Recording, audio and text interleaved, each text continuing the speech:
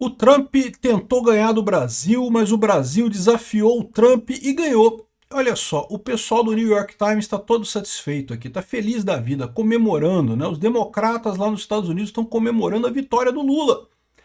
Exatamente, meu amigo, é isso daí. O Trump deu uma vitória para o Lula quando removeu as tarifas para o Brasil de 40%. Eu avisei para vocês que isso ia acontecer, né? Assim, eu esperava que o Trump sequer tivesse colocado tarifas no Brasil. O nosso apoio sempre foi para sanções ao Alexandre de Moraes, mas o Trump resolveu botar as tarifas porque achou que isso ia ajudar no caso do Bolsonaro, né? E aí ele voltou atrás nas tarifas.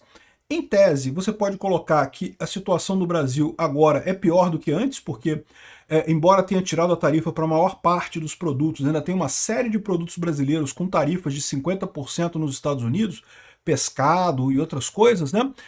Mas a verdade é que ficou esse gostinho de que o Lula bateu no Trump e ganhou. Como eu falei para vocês, os democratas americanos estão comemorando, tá todo mundo achando lindo. Olha que lindo, o Trump se ferrou, Bolsonaro se ferrou, todo mundo se ferrou, o Trump teve que voltar atrás, taco, enfraqueceu a coisa toda. Vai ficar por isso mesmo? Aí que eu digo para vocês, eu espero que não, para o próprio bem do Trump. Vamos entender esse caso aqui porque existe a possibilidade de mais sanções contra o Brasil na questão da Magnitsky, que era o ponto que deveria ter desde o início sido focado, né? Eu sou Peter Turguniev, esse é o Ancapso e essas notícias foram sugeridas por Dino Sfati, Quid nem é carro, prefiro ir a pé e várias outras pessoas. Obrigado aí ao pessoal que sugeriu notícias lá no nosso site, no visãolibertaria.com. E obrigado a você que está assistindo o nosso vídeo. Se você gosta do nosso conteúdo, por favor, deixe o seu like, se inscreva aqui no canal, né? Pois bem, o Brasil desafiou o Trump e ganhou. É isso aí. Estão elogiando o Lula, mas é lógico que estão elogiando o Lula. Eu falei para vocês, o Lula tem o apoio dos democratas americanos, tem o apoio da esquerda europeia também. O pessoal está comemorando, tá vendo? O Lula bateu no Trump. É isso que a gente devia ter feito, devia ter batido no Trump também, que o Trump ia acabar recuando e coisa e tal. Esse episódio com o Brasil manchou o Trump, tá? O Trump, por mais que eu entenda que não teve nada a ver com a negociação do Lula e não sei o que lá, né, que ele estava fazendo o processo dele lá de negociação e coisa e tal, mas no final das contas ficou feio pra caramba com isso daí, né? E eu entendo também que o Trump nesse momento está com problemas muito maiores do que o Brasil, né? O Marco Rubio, por exemplo, está lá em Genebra conversando com os ucranianos e com os europeus por conta do plano de paz lá, que começou com 28 pontos, agora está com 19 pontos, estão negociando lá os pontos todos. E tomara que consigam chegar num acordo, né? Mas é lógico, não pode ser um acordo que renda a Ucrânia, né? Não é isso, né? Quem tem que ser punido no acordo é a Rússia, evidentemente, né? Mas independente disso, a administração Trump se mostrou fraca no final das contas. Então, o que o New York Times está comemorando aqui, o New York Times, vocês sabem, é um jornal esquerdista lá de Nova York, né? É a principal mídia esquerdista lá dos Estados Unidos, né?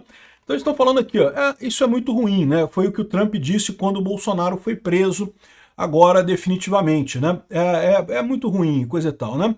E em julho o Trump mandou uma carta muito nervosa pro Lula, não sei o que lá, e demandando que as autoridades derrubassem as acusações contra Bolsonaro, e não sei o que lá, colocou 50% de tarifas no Brasil, e ainda impôs sanções a um juiz brasileiro, ao Alexandre de Moraes, justamente por conta das acusações contra o Bolsonaro, né?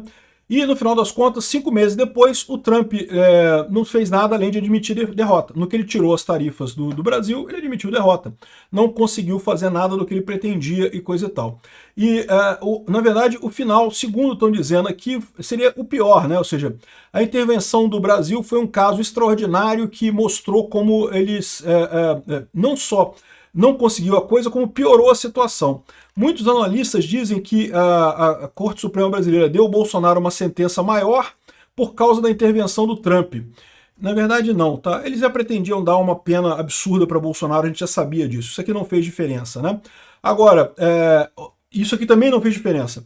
E o filho do Bolsonaro, o Eduardo, um dos mais proeminentes membros do Congresso brasileiro e o potencial sucessor político do pai, está agora também sendo acusado de obstrução do processo É engraçado como é que eles não falam isso aqui. Sabe por que eles não falam isso daqui? Porque ficaria óbvio para o público americano que obstrução do processo nesse caso não faz sentido.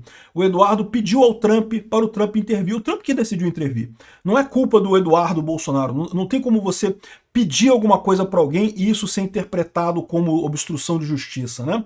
Eles não falam isso aqui. Eles dizem, não, que agora ele está tendo suas próprias acusações criminais. Não falam que acusações criminais são essas, mas é justamente o fato dele ter pedido ajuda ao Trump, né?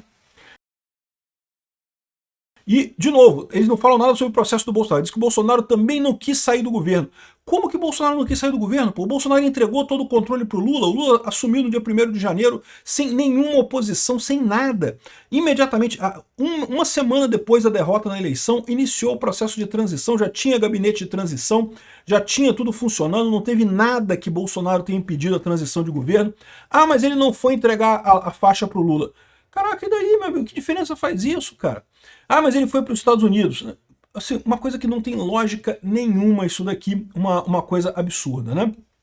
Agora, eu não sei não, tá? Isso daqui, um artigo desse no New York Times fica feio para o Trump, no momento que o Trump está apanhando muito lá nos Estados Unidos, tá? Esse acordo de 28 pontos que o Trump arrumou com a Rússia lá, é um acordo absurdo. Ele está apanhando muito lá nos Estados Unidos por isso, porque basicamente ele baixou a cabeça para o Putin em tudo, né? E ficou uma coisa que chega a ser ridícula, né? Enfim, eu não sei não. O Trump tem uma alternativa agora muito forte, que é a alternativa de dar uma carregada na Magnitsky, né?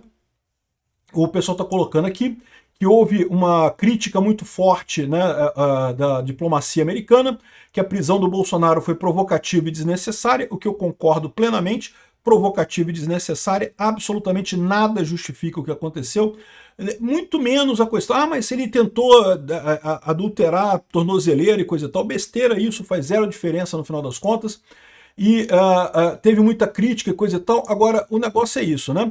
Segundo diz o Radar Econômico, o mercado brasileiro não tá nem aí. Não vai ter nada do Trump, não vai ter nada aqui, porque, poxa, afinal, né, não tem problema nenhum, né? Eu não sei não, tá? Eu suspeito que isso pode ter uma resposta ao contrário, né? Uma resposta desproporcional do Trump contra o Brasil por conta dessa história toda. Exatamente por quê? Porque o pessoal democrata lá nos Estados Unidos está pisoteando em cima dele. E o Trump e os Estados Unidos precisam mostrar que mandam, né? Se você começa a ameaçar e não fazer nada, isso é um problema. Aqui, ó, depois da convicção da condenação do Bolsonaro, os oficiais americanos prometeram retaliação. Mas nunca aconteceu essa retaliação. Ao contrário, o Trump começou uma relação com o Lula, que é o adversário do Bolsonaro, e inclusive suspendeu as tarifas contra o Brasil. Ou seja, rifou Bolsonaro. E eu falei isso para vocês, rifou Bolsonaro mesmo. Eu entendi que ele fez isso porque realmente ele está preocupado com a inflação lá nos Estados Unidos. Mas aí que tá. Isso vem do erro inicial dele. Ele não deveria ter colocado as tarifas. As tarifas foram um erro. Nunca deveria ter acontecido. Tivesse ele ido direto para a sanção contra o Alexandre de Moraes, teria sido muito mais efetivo no final das contas, né? Mas enfim, o Trump quis fazer essa coisa aqui, ok, bacana. Só que agora voltou atrás e realmente rifou o Bolsonaro, rifou a direita brasileira. Vamos ver o que vai acontecer, porque um ponto que o pessoal está falando é justamente esse, né? Ah, Magnitsky aqui no Brasil meio que não pegou, o Alexandre de Moraes não sentiu nada, né? Ele sentiu, tá? Ele está fazendo uma força danada para não demonstrar que sentiu, mas sentiu. Os outros ministros do STF estão com medo danado de entrar no mesmo buraco, mas estão seguindo em frente. Então, o problema dessa história toda é se o Trump vai ter coragem agora de fazer a única resposta que cabe a ele agora, que é piorar a situação da Magnitsky, forçar mais a Magnitsky, talvez focar em algumas empresas que estão ainda tendo contato com essas pessoas, ou então colocar mais ministros na Magnitsky, não sei. Essa é a tarefa que segue para o Trump. Eu acho que é a alternativa que ele tem, que é uma alternativa positiva. De novo, tarifa nunca resolve nada, a tarifa é muito ruim. Agora, a Magnitsky resolve, a Magnitsky pode ajudar de fato. Eu tenho certeza que uma Magnitsky no Barroso, uma Magnitsky no Gilmar Mendes fariam maravilhas pelo STF. Ah, mas o Barroso já até saiu do STF.